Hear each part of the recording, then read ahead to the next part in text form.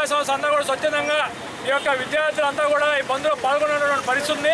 అయితే ఇప్పటికైనా కానీ రాష్ట్ర ప్రభుత్వం, కేంద్ర ప్రభుత్వాలు, అలాగే సీమాంధ్ర ఎంపీలు, కేంద్ర మంత్రులు ఇప్పటికైనా మొత్తం నిద్ర వీడి అని చెప్పేసి కూడా తెలియజేస్తాను. ఇప్పటికే విద్యార్థి యువత అంతా కూడా ఇప్పటికే 2 లక్షల మంది యువతకి ఉద్యోగ అవకాశాలు లేనందువల్ల విద్యార్థులంతా కూడా నిరుద్యోగులుగా మారినటువంటి పరిస్థితి ఉందని చెప్పేసి కూడా తెలియజేస్తా ఉన్నాం.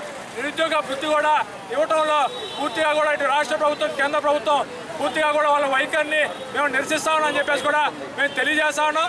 ఇప్పటికైనా కేంద్ర మంత్రులు ఎవరైతే ఉన్నారో వాళ్ళంతా కూడా ఖచ్చితంగా కూడా కేంద్ర ప్రభుత్వం మీద ఒత్తిడి తేవాలని చెప్పేసి మేము కోరుతా ఉన్నాం. రాజకీయ పార్టీలు అన్నీ కూడా వాళ్ళ యొక్క అజెండాను పక్కన పెట్టి ప్రత్యేక హోదా సాధన కోసం పోరాటం చేయాలని కూడా విద్యార్థి చేసి ప్రధానంగా తెలియజేస్తా ఉన్నాం. ఈ కేంద్ర ప్రభుత్వం 2.5 సంవత్సరాల నుంచి ఈ ఆంధ్ర రాష్ట్ర ప్రజల్ని మోసం చేస్తూ ఆంధ్ర రాష్ట్ర ప్రత్యేక హోదా ఇస్తామని చెప్పి ఊరిస్తూ ఈరోజు నెలన ముంచేసి ప్యాకేజ్ అని చెప్పి సిగ్గు లేకుండా ఒక మాట చెప్పడం దుర్మార్గం. అందుకోసమే మేము విద్యార్థి సంఘాలందరం కూడా ఈరోజు బంద్ చేయడం జరిగింది. భవిష్యత్తులో ఇది ఇంకా కూడా మరిన్ని ఉద్యమాలు చేస్తాం.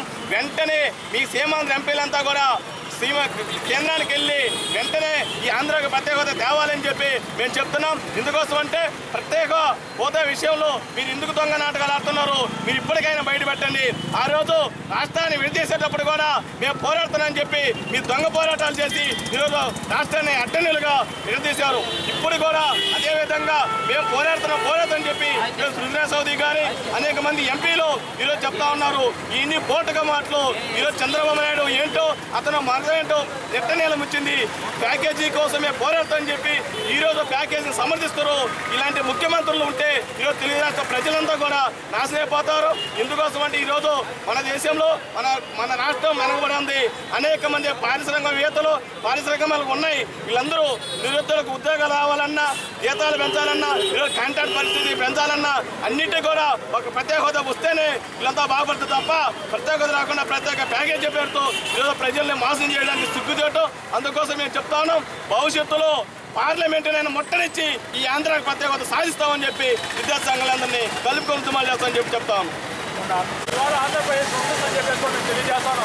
11 రాష్ట్రాలకి ఏదైతే కేంద్ర ప్రభుత్వం అధికారంలోకి వచ్చిన తర్వాత ప్రత్యేక హోదా ఇచ్చిందో అలాగే ఆంధ్రప్రదేశ్ కూడా ప్రత్యేక హోదా ఇవ్వాలని ప్రధానంగా డిమాండ్ చేస్తాను.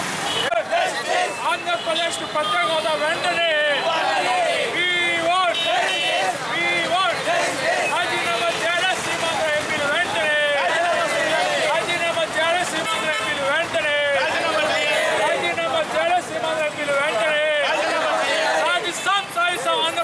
ప్రత్యేక